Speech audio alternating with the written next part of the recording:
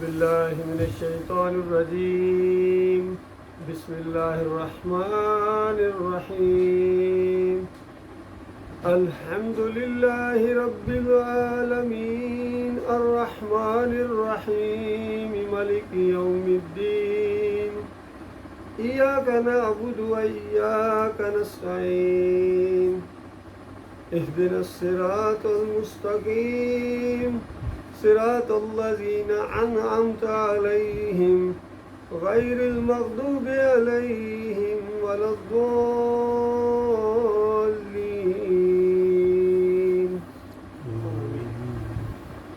یہ سورہ الفاتحہ ہے، پہلی سورہ ہے قرآن کی.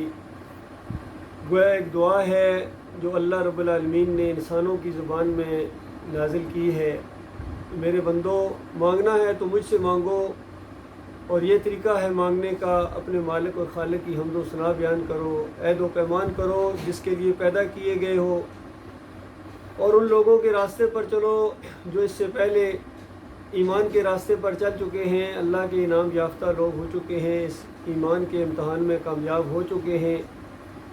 ان کے راستے کے اوپر چلنے کے لیے اپنے مالک سے درخواست کرو تاکہ وہ تمہیں توفیق دے، ہمت دے، اور پھر آخر تم جا کے کامیابی کی منزل تک پہنچو اور اس امتحان میں کامیاب قرار دیے جاؤ. پھر ہمیشہ کی کامیابی ہے، ہمیشہ کی عیش ہے. وہ کچھ مالک آپ کو دے گا جو آج آپ کے تصور میں نہیں ہے. اور ایسے سارے لوگوں کو جو گمراہ لوگ تھے، راستے سے بھٹک گئے تھے، مالک کا کھانے کی بجائے انہوں نے دوسروں کے گن گائے، کھایا مالک کا، اپنے رب کا. کیسے کیسے انسان اس زمین پر آئے ہیں، کیسے کیسے اللہ کے دشمن آئے ہیں جنہوں نے نمک حرامی کی انتہا کر دی. ان کو بھی مالک نے پیدا کیا تھا، مالک نے پالا تھا، لیکن وہ امتحان کے اندر ناکام ٹھہرے. ایسے گمراہ لوگوں کے راستے پر نہ چلنا، اور اپنے مالک سے دعائیں مانگو کہ وہ تمہیں ان لوگوں کے راستے پر نہ چلائے، اور ایسے لوگوں کے راستے کے اوپر بھی اللہ تعالیٰ نہ چلائے جن پر اللہ کا غضب ٹوٹا، ناراض ہوا، اللہ تعالیٰ غصہ ہوا ان کے اوپر اور وہ برباد ہوئے، ناکام ہو گئے. ان کے راستے پر یا اللہ ہمیں نہ چلانا. یہ دعائیں مانگی جاتی ہیں، اور یہ وہ سورہ ہے، بار بار پڑھی جانے والی سورہ ہے اس کے بارے میں. اور یہ وہ تحفہ ہے جو اس آخری امت کو دیا گیا ہے، نبی صلی اللہ علیہ وآلہ وسلم کو، امت کے لیے. اور یہ سورہ البقرہ کی آخری 2 آیتیں ہیں، یہ بھی انعام کے طور پر، تحفے کے طور پر دی گئی ہیں. اور ان دونوں صورتوں کے اندر اللہ کے ساتھ وہ مضبوط تعلق قائم ہوتا ہے جس کے لیے انسان کو پیدا کیا گیا ہے. بتایا گیا انسانوں، تمہیں وما خلقت الجن والانس الا لیعبدون، تمہیں اے انسانوں اور جنوں، اللہ فرما رہا ہے الا لیعبدون، کہ میں صرف اور صرف میری بندگی کریں، میرے فرما بردار ہوں، میرے غلام رہیں، میرے بندے رہیں. اس لیے ان کو پیدا کیا گیا ہے. اور زندگی بسر کرنے کے لیے یہ ساری کائنات بنائی گئی، ان کے لیے یہاں دنیا بنائی گئی، اور دنیا کے اندر رہنے کے سارے انتظامات کیے گئے تاکہ امتحان کا یہ جو وقت ہے یہ پورا ہو. کیسا اللہ تعالیٰ نے یہ نظام چلایا ہے، یہ گھرانہ بنایا انسان کو، اور آپس میں تعلقات پیدا کیے، پھر کاروبار کرنے کے مواقع فراہم کیے. یہ ساری چیزیں ہیں تاکہ یہ دنیا کا جو وقت ہے یہ اچھی طرح گزرے، اور اس کے بعد امتحان کے اندر تم پاس ہو کے اپنے مالک اور خالق کے پاس پہنچو. یہ قرآن کا گویا پہلا صفحہ ہے، اور یہ قرآن کا خلاصہ ہے. یہ سورہ یقین کیجئے پورے قرآن کا خلاصہ ہے. گویا پورا قرآن اسی سورہ فاتحہ کی تفسیر ہے. وہ جو ایک واقعہ آتا ہے کہ صحابہ کرام کا ایک گروہ کہیں گیا تبلیغ کے لیے، اور وہاں کے لوگوں نے بڑے ہی سخت رد عمل کیا، یہ بات سننا گوارا نہ کی، ایمان کی اور توحید کی بات، اور بلکہ اتنے غصے میں آئے کہ مہمان نوازی تک سے انکار کر دیا، نکال دیا اپنے اس علاقے سے. اور پھر اللہ تعالیٰ نے انتقام لیا، ان کے سردار کو ڈسوایا کسی بچھو سے یا زہریلے کیڑے سے، اور پھر وہ دوڑے ہیں ادھر ادھر کے اس کا کسی کے پاس کوئی علاج ہو. اور وہاں جب پہنچے ہیں تو انہوں نے کہا کہ تم لوگوں نے ہماری مہمان نوازی تک نہیں کی ہے اور بات تک نہیں سنی ہے.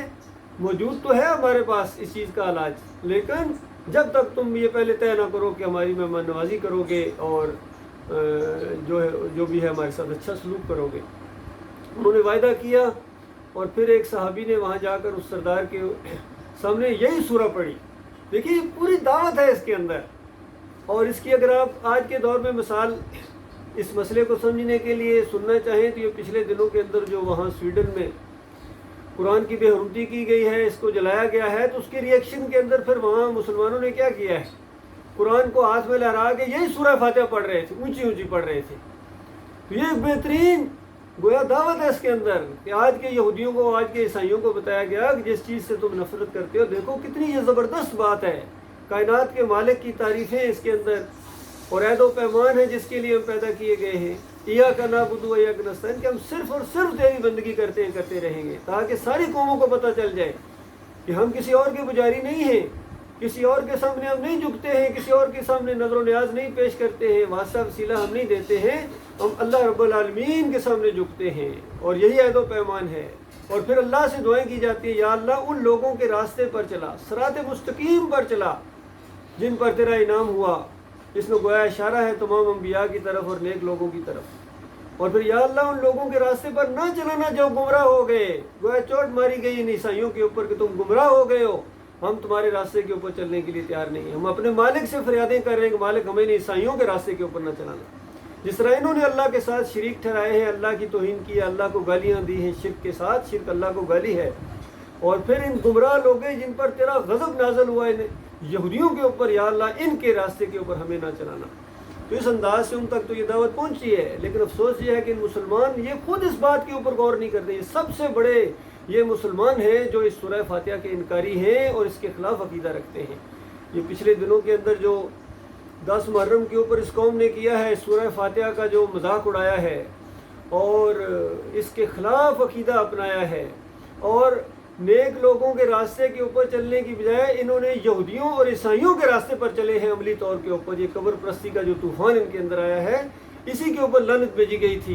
نبی صلی اللہ علیہ وآلہ وسلم نے لعنت بھیجی تھی، لعن اللہ الیہود والنصارى اتخذوا قبور الانبیاء والصالحین مساجدا، کہ اللہ کی لعنت ان یہودیوں کے اوپر، عیسائیوں کے اوپر، اتخذوا قبور الانبیاء والصالحین، کہ انہوں نے قبروں کو، نیک لوگوں کی قبروں کو، اور اس کے بعد انبیاء کی قبروں کے سامنے جا کے انہوں نے سجدے کیے، وہاں جا کے رکوع کیے ہیں، وہاں جا کے فریادیں کی ہیں. ان کے اوپر لعنت اللہ کی اسی وجہ سے پڑی ہے.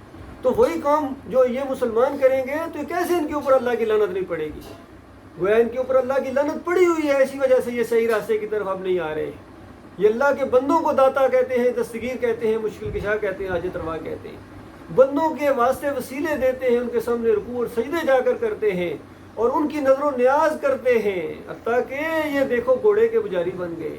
سارے بڑے بڑے افسر، انداز وزیر اعلیٰ پنجاب، نگران وزیر اعلیٰ، اس کے بعد صدر مملکت صاحب بھی جا کے اسی سبیلوں کو پی رہے ہیں، اور اسی سبیل کو گھوڑے پہلا پی رہا ہے. گھوڑا ایک جانور اس کے شربت کو پہلے پیتا ہے. گویا اب گھوڑے نے جب منہ لگا دیا تو وہ سبیل کا کیا نہیں کیا، وہ شربت ایسا مقدس ہو گیا ہے. تو اللہ کے بندو یہ سب کچھ یہ قوم کر رہی ہے، اور ان لوگوں کو سب و شتم کرتی ہے جنہوں نے تلواروں کی سائے کے نیچے اپنی زندگیاں بسر کی ہیں، جنہوں نے ایمان خالص کو آگے پھیلانے کے لیے اپنی زندگی دو پر لگائی ہے، اپنے گھر بار کو چھوڑا ہے، اللہ کے لیے نکلے ہیں. صحابہ کرام ہیں اور اس کے بعد تابعین ہیں، تبع تابعین ہیں، سارے کے سارے یہ بہترین دور نبی علیہ السلام نے کہا تھا اس کے اوپر لعن تان کرتے ہیں. سارے لگے ہوئے، کوئی ایک بھی پیچھے نہیں ہے، چاہے صدر مملکت ہوں، چاہے وزیر اعظم صاحب ہوں، چاہے چیف آرمی ہوں، چاہے چیف جسٹس ہوں، چاہے یہ علماء ہوں، طاہر القادری ہو، طارق جمیل ہو، فضل الرحمان ہو، تقی عثمانی ہو، سارے کے سارے نشانہ بنا رہے ہیں صحابہ کرام کو، اور اس کے بعد اس صحابی کو جو کاتب وحی ہیں امیر معاویہ رضی اللہ تعالیٰ، اس گھرانے کے اوپر جس گھرانے نے کتنی خدمات سر انجام دی ہیں. جب ان کا دور حکومت آیا 20 سال تک 2 مسلمانوں کے درمیان کبھی کوئی لڑائی نہیں ہوئی ہے، ایسا دور مسلمانوں کا گزرا ہے. اور رومی اور یہ دوسرے سارے اس طرح خوف زدہ تھے مسلمانوں سے. تو اللہ کے بندو یہ ایمان کا دور تھا، یہ طاغوت کا دشمن دور گزرا ہے. اور آج ان کو سب و شتم کرنے کے بعد یہ سارے کے سارے قبروں کے پجاری، یہ چادریں چڑھانے والے، یہ عرس اور میلے کرنے والے، یہ غیر اللہ کی سبیل کو پینے والے، دودھ کی سبیل ہے، یہ شربت ہے جی، یہ حلیم بانٹا جا رہا ہے، یہ مٹھائی تقسیم کی جا رہی ہے حسین رضی اللہ تعالیٰ کے نام کی، یہ جھنڈے بلند کیے جا رہے ہیں یا حسین یا عباس، اور اس طرح کے علم بلند کرتے ہیں. یہ کفر شرک ہے. اور یہ نظر و نیاز، یہ غیر اللہ کی 4 جگہ اللہ تعالیٰ نے جو ہے اس کو حرام قرار دیا ہے سور کے گوشت سے زیادہ. فرمایا انما حرم علیکم المیتۃ والدم ولحم الخنزیر وما اہل بہ لغیر اللہ، کہ تمہارے اوپر یہ مردار اور یہ خون اور یہ سور کا گوشت اور ہر وہ چیز جو اللہ کے علاوہ کسی اور کی طرف منسوب کر دی جائے، اشارہ کر دیا جائے کہ یہ دیگ ہے، بریانی ہے، زبردست پکی ہوئی ہے، لیکن یہ عبد القادر جیلانی کے نام کی ہے. فرمایا حرام ہو جاتی ہے جب اللہ کے علاوہ کسی اور کے نام کی دو. ہاں خالص اللہ کی رضا کے لیے دو، پورا سال دو، جہاں کہیں دو، اللہ کے لیے غریبوں میں تقسیم کرو، رشتہ داروں میں تقسیم کرو، برادری میں، تو یہ خالص اللہ کی رضا ہوگی، یہ ثواب کا کام ہے. لیکن اگر اس کے اوپر سبیل کے اوپر جس طرح پانی کی سبیل لگائی جاتی ہے، اوپر لکھا جاتا ہے فی سبیل اللہ، یعنی جو مرضی اس پہ پیے، کوئی اس کے پیسے نہیں ہیں، کوئی شکریہ بھی کسی کا ادا کر، یہ فی سبیل اللہ، اللہ کی رضا کے لیے اللہ کا نام لکھا جاتا ہے. اگر اللہ کا نام وہاں سے کاٹ کے وہاں حسین لکھ دو تو کیا بن گیا؟ یہ فی سبیل حسین ہو گئی. یہ شہید کربلا لکھ دو، یہ فی سبیل شہید کربلا ہو گئی. اور جس کا بھی نام اس کے آگے لکھ دو گے اسی کے نام کی ہو جائے گی، چاہے والد صاحب کا نام لکھ دو، چاہے دادا صاحب کا نام لکھ دو، چاہے عبد القادر جیلانی کا یا اس کے باپ کا، تو یہ ادھر چلی جائے گی. اللہ کے بندو، اسی کو کہا گیا ہے تم مانو یا نہ مانو، تمہارے ماننے سے کیا ہوتا ہے؟ کبھی دنیا کی کسی مشرک قوم نے اپنے شرک کو نہیں مانا ہے. یہ علماء کا کام ہے، یہ حق پرستوں کا کام ہے، ان کو بتائے، بالکل چڑھ کر ان کی آنکھوں میں آنکھیں ڈال کے بات کرے کہ دیکھو یہ تم شرک کے اوپر ہو، اور تمہاری جو آج دنیا میں درگت بنی ہوئی ہے، ذلت اور خواری جو تمہارے نام لکھ دی گئی ہے، اور یہودی تمہیں مارتا ہے، عیسائی تمہیں مارتا ہے، ہندو تمہیں مارتا ہے، گائے کا پیشاب پینے والا، وہ تو کیسے تمہیں نہیں مارے گا؟ وہ گائے کی پوجا کرنے والا اور تم گھوڑے کی پوجا کرنے والے ہو. بتاؤ کوئی فرق بتاؤ. وہ اپنے معبود کو کھڑا کر کے پوجتا ہے، تم اپنے معبود کو بابا کہتے ہو، لٹا کے پوجتے ہو. کوئی فرق بتاؤ اللہ کے بندو اس ہندو میں اور آج کے مسلمان میں. پھر کہتے ہو مار پڑتی ہے کشمیر کے اندر، مائیں اور بہنیں چیخ رہی ہے، اور وہاں فلسطین کے اندر یہ ہو رہا ہے. اور یہ ہمارے عربوں نے جن کے پاس اللہ کی کتاب ہے، عربی ان کی زبان ہے، گردان بھی ان کو یاد کرنے کی ضرورت نہیں ہے. انہوں نے ان مقامات کے اوپر جا کے ایسے میوزک کے پروگرام کیے ہیں جہاں نبی صلی اللہ علیہ وآلہ وسلم تیزی کے ساتھ گزرتے تھے کہ یہاں اللہ کے عذاب آئے پچھلی قوموں کے اوپر. اور یہ ایسی جگہ ہیں جہاں رکنے کی جگہ نہیں ہے، سوائے وہ ایک کنواں تھا جہاں سے چلو جانوروں کو تھوڑا سا پانی پلا لو، اس کے علاوہ ذرا برابر یہاں رکنا نہیں ہے. اس جگہ انہوں نے بڑے بڑے میوزک شو کیے ہیں اور وہاں ڈانسنگ کی اور شرابیں پی ہیں. یہ کچھ ہوا اللہ کے بندو. یہ مسلمان کر رہے ہیں، غیروں کا کیا گلا کیا جائے، دوسروں سے کیا کہا جائے. یہ چل پڑے ہیں اس راستے کے اوپر جو اللہ کا جو ہے یہ ناراض کرنے والا راستہ ہے، غضب جس کے اوپر ہوا تھا. اس انداز سے ذرا اس سورہ کو پڑھی، پھر آپ کو پتہ چلے گا یہ کتنی زبردست سورہ ہے، کتنی زبردست سورہ ہے. سب سے پہلے اللہ کی تعریف کی گئی، الحمدللہ رب العالمین.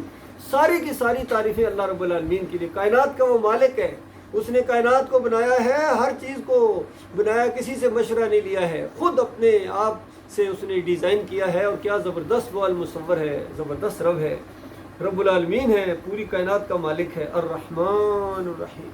الرحمن ہے، اس وجہ سے تمہیں بار بار موقع دے رہا ہے، تمہیں جلدی نہیں پکڑتا، ورنہ انسانوں تم اس بات کے پوری طرح مستحق ہو چکے ہو کہ اللہ کا عذاب تمہارے اوپر نازل ہو جائے.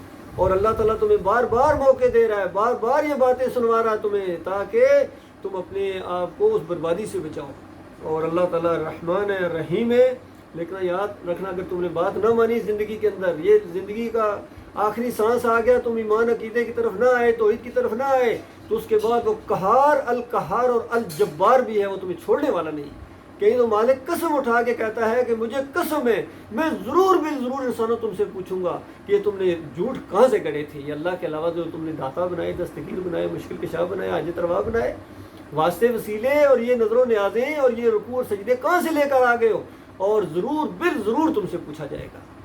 تو ضرور بالضرور پوچھنے کا مطلب یہ ہے کہ پھر کڑا حساب لیا جائے گا اور اس کے بعد تمہیں جہنم کے اندر جھونک دیا جائے گا. فرمایا مالک یوم الدین وہ ہے، وہ کائنات کا مالک ہے، فیصلے کے دن کا حاکم ہوگا.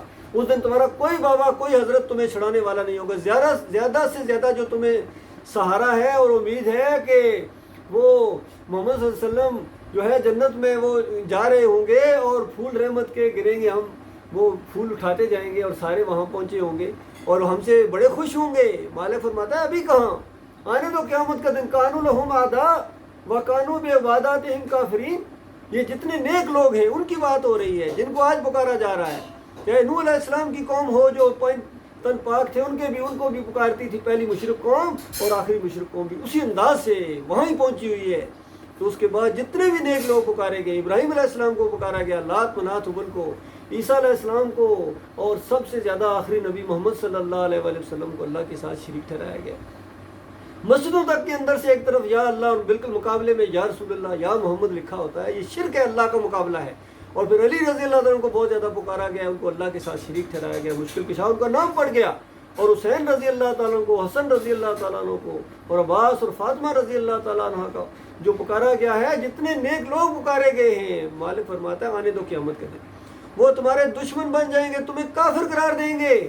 آج تو نہیں مانتے ہو نا، کہتے ہمیں کافر کہا جا رہا ہے ہمیں، جب جو یہ نیک لوگ تمہیں کافر قرار دیں گے اس وقت تمہارے اوپر کیا، اس وقت تمہارے اوپر جب فرشتوں کی لعنت پڑے گی، اللہ کی لعنت پڑے گی، اس وقت تم واپس نہیں آ سکو گے، چیخو گے، چلاؤ گے، ایک دوسرے کے اوپر لعنتوں بھیجو گے کہ ذاکروں نے یہاں پہنچا دیا، ان مفتیوں نے، ان بڑے بڑے علماء نے، اور جو شرک کرنے والے دنیا دار تھے، ہم ان کو دیندار سمجھ رہے تھے، یہ تو ٹھیکیدار بنے ہوئے تھے، یہ خالص دکاندار تھے، اجرتی تھے، یہ اذان نہیں دیتے تھے بغیر پیسے کے، یہ امامت نہیں کراتے تھے بغیر پیسے کی اجرت کے، یہ مسلکوں کے اندر بٹے ہوئے تھے، کوئی بریلوی تھا، کوئی دیوبندی تھا، کوئی اہل حدیث تھا، کوئی سلفی تھا، چکڑالوی تھا، سروردی تھا، سب کچھ تھے، لیکن نہیں تھے تو صرف مسلم نہیں تھے۔ انہوں نے اپنا نام بھی تبدیل کر لیا تھا، جب انہوں نے اپنے عقیدے تبدیل کیے تو انہوں نے اپنے نام بھی تبدیل کر لیے۔ بہت اچھا ہوا انہوں نے نام تبدیل کیے، کیونکہ اگر عقیدے مشرکانہ رکھتے اور کہتے ہیں مسلم ہے تو یہ ایک مشکل کام ہو جاتا۔ انہوں نے اعلان کے ساتھ کہہ دیا کہ کہتے ہیں ہم ماشاء اللہ ہم دیوبندی ہیں۔ اچھا ماشاء اللہ، ان کو ماشاء اللہ کا معنی نہیں آتا ہے، یعنی جو اللہ نے چاہا تم دیوبندی بن گئے، کیا اللہ چاہ رہا ہے کہ تم بریلوی بنو، اہل حدیث بنو، یہودی اور قادیانی بنو؟ اللہ چاہ رہا ہے؟ اللہ تو چاہتا ہے تم مسلم بنو، اسی وجہ سے یہ دعوت تمہارے سامنے دی جائے گی۔ پورا قرآن اس دعوت سے بھرا ہوا ہے، الحمدللہ سے لے کر والناس تک یہی مسئلہ ہے پورے قرآن کا۔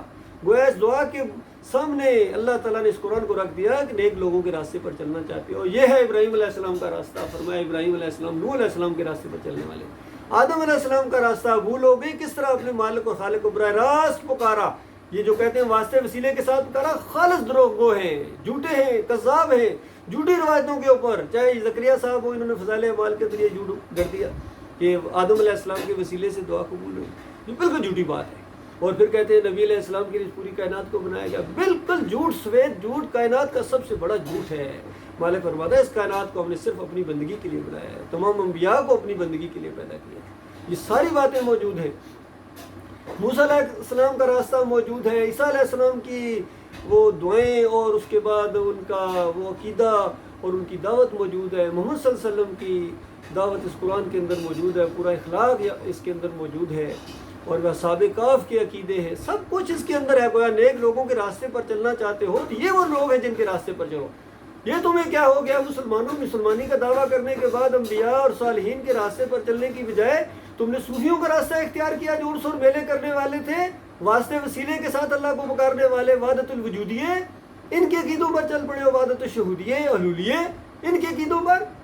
اور یہ اعلیٰ حضرت ہے، نور بھی نور اللہ والے، کتنا کفر و شرک انہوں نے پھیلایا۔ حضرت اعلیٰ حضرت ہوں یا ابو الاعلیٰ ہوں، سارے کے سارے ایک ہی چیز کو پھیلا رہے ہیں کہ اللہ کے علاوہ دوسروں کو پکارنا، اسے کہتے ہیں شرک۔ کہاں سے آ گیا؟ شرک اور کفر کرتے ہیں، کہتے ہیں شرک کہاں سے آ گیا؟ شرک جب اللہ کے علاوہ کسی کو پکارے گا تو شرک تو آئے گا، مشرک تو بنو گے۔ اور ہمیں اب اتنا بھی نہیں کہنے کا حق ہے کہ اپنی جان کو جہنم کی آگ سے بچانے کے لیے سورۃ العصر کے اوپر عمل کریں، ایمان خالص، عمل صالح، وتواصوا بالحق وتواصوا بالصبر، یہ چار چیزیں جب تک کوئی مومن نہیں کرے گا وہ جہنم کی آگ سے نہیں بچ سکتا ہے۔ لہٰذا اللہ کی بندو، یہی سورہ فاتحہ ہے، پورا قرآن اس کی تفسیر ہے۔ اس کی اگر کھول کے آپ بیان کرو گے کہ دیکھو ایاک نعبد و ایاک نستعین، کتنی سادہ بات ہے کہ اللہ ہم تیری دعا اللہ کی سکھائی ہوئی، اپنی طرف سے اجتہاد نہیں کیا ہے، اللہ کی سکھائی دعا ہے۔ یہ بات بھی، یہ نقطہ قابل غور ہے کہ زور دیا گیا ایاک نعبد و ایاک نستعین، اے اللہ ہم تیری عبادت کرتے ہیں، تجھ سے مدد مانگتے ہیں۔ محمود الحسن صاحب اسیر مالٹا، کتنا ان کا بڑا نام ہے، دیوبندیوں کے پہلے فارغ التحصیل ہیں، لکھتے ہیں اس کے حاشیے میں کہ اللہ کے بندوں کو، مقبول بندوں کو خالص واسطہ رحمت الہی سمجھ کر ان کو بھی پکارا جائے تو یہ بھی اللہ ہی کو پکارنا ہے۔ اندازہ لگائیے سورہ زمر کی اس آیت کی تشریح جہاں اللہ کہتا ہے نبی میرے بندوں کو کہو، اشرف علی تھانوی کہتے ہیں کہ یہاں اللہ نبی کو کہہ رہا ہے کہ اپنے بندوں کو کہو۔ کس طرح انہوں نے قرآن کی تعریف کی ہے، قرآن کا معنی مفہوم بدلی کر دیا انہوں نے، اللہ کے بندوں کو نبی کا بندہ بنا دیا۔ یہ ساری چیزیں ان کے اندر آ گئی ہے، اللہ کے بندوں اس طرح انہوں نے قرآن کو بدلی کیا ہے۔ لہٰذا اللہ سے ہم دعائیں مانگتے ہیں، اللہ ان گمراہوں کے راستے پر نہ چلانا۔ جب ہم اب سورہ فاتحہ پڑھتے ہیں تو پوری طرح یہ چیز ذہن میں ہوتی ہے یا اللہ ان صوفیوں کے راستے کے اوپر نہ چلانا، ان گمراہ یہودیوں عیسائیوں اور انہوں نے جن مسلک پرستوں بریلویوں اہل حدیثوں کے راستے پر یا اللہ نہ چلانا، گمراہ لوگوں جو گمراہ ہو گئے، راستے سے بھٹک گئے، اور نہ ان کے لوگوں کے اوپر، ان لوگوں کے راستے پر جو راستہ گم ہو گئے اور ان کے اوپر اللہ کا غضب نازل ہوا اور وہ بہک گئے، جہنم کے عقائد بن گئے۔ اس طریقے سے یہ جو سورہ فاتحہ پڑھی جاتی ہے اور آخر میں آمین کہا جاتا ہے، یا اللہ اس دعا کو قبول فرما۔ یہ مومن کی سب سے بڑی دعا ہونی چاہیے، اور اس کے بعد اس کے اوپر عمل بھی کرو اللہ کے بندو۔ یہ دو راستے اللہ نے دکھا دیے ہیں۔ افسوس یہ ہے کہ ہمارے بڑے بڑے سیاسی لیڈر ہیں، وہ اسی کو کئی دفعہ پیش کرتے ہیں، تمام انبیاء نے جناب یہ وہ کیا انصاف کی وہ تحریک اٹھائی تھی۔ وہ انصاف یہ ہے کہ تم اللہ کے علاوہ کسی کے بندے نہ بنو۔ سب سے پہلا انصاف تو یہ اللہ کے علاوہ کسی اور کے سامنے رکوع اور سجدے نہ کرو۔ تم یہ کر رہے ہو، تم نیک لوگوں کے راستے پر نہیں چل رہے ہو، تم تو گمراہوں کے راستے کے اوپر چل رہے ہو۔ ساری قوم چل رہی ہے، اسی وجہ سے پوری دنیا میں ذلت اور خواری ان کے اوپر ہے۔ آج اگر یہ نیک لوگوں کے راستے پر چلنا شروع کر، صوفیوں کے راستہ چھوڑو، بریلویوں دیوبندیوں اہل حدیثوں اور مسلک پرستوں اور جمہوریت کا راستہ، یہ شیطانوں کا راستہ ہے۔ اللہ کے بندو ایمان کی طرف آؤ، توحید کی طرف آؤ، محمد صلی اللہ علیہ وسلم کا راستہ اختیار کرو، پھر دیکھنا کیسے خیر و برکت آئے گی اور تمہارے قرضے کیا اللہ تعالیٰ تو یہ فرماتا ہے وَلَوْ أَنَّ أَهْلَ الْقُرَىٰ آمَنُوا وَاتَّقَوْا لَفَتَحْنَا عَلَيْهِمْ بَرَكَاتٍ مِّنَ السَّمَاءِ وَالْأَرْضِ۔ اگر یہ بستیوں والے ایمان لے کے آتے میرے اوپر اور ڈر کر زندگی بسر کرتے، میں زمین اور آسمان کی برکتوں کے پرنالے کھول دیتا ان کے اوپر۔ بتاؤ اللہ کے بندو، کیا یہ وعدہ جھوٹا ہے؟